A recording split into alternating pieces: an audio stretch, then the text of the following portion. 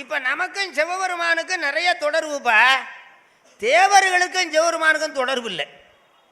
தேவர்கள் வந்து கும்பிட்டுட்டு போவான், நம்ம சிவபெருமானுக்கிட்டே இருக்கிறோம்.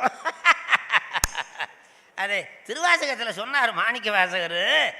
அது பல சுவையன அமுதன அரிதற்கு அரிதன எளிதன அமரரும் அறியார், இது அவன் திருவுரு இவன் அவன். எனவே எங்களை ஆண்டு கொண்டு எங்களுந்தருளும் மதுவளர் புலில் திரு உத்தர ஓசம் அங்கையுள்ளாய் திருப்பெருந்துறை மன்னா, இது எமை பணி கொடு ஆறுது கேட்போம் எம்பெருமான் பள்ளி எழுந்தருளாய். தேவர்கள் அது அதுங்கிறாங்க, நம்ம என்ன சொல்கிறேன் இது புரியுது. அதுங்கிறதுக்கு இதுங்க வித்தியாசம் தெரியுதா? அதுன்னா தூரம், இதுன்னா பக்கம். அவன்னா தூரம், இவன்னா பக்கம்.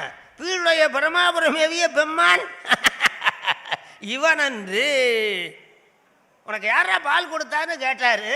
அவங்க அப்பா தோடு போட்டிருந்தான்னார். தோடு தோடுடைய சிவியன் விடையேறியோர் தூவன் மதிசூடி காடுடைய சுடலை பொடி பூசி என் உள்ளங்கவர் கல்வன் ஏடுடைய மலரான் முனைநாட் பணிந்து ஏத்த அருள் செய்த பீடுடைய பரமாபுரம் ஏவிய பெம்மான் இவன் அன்று.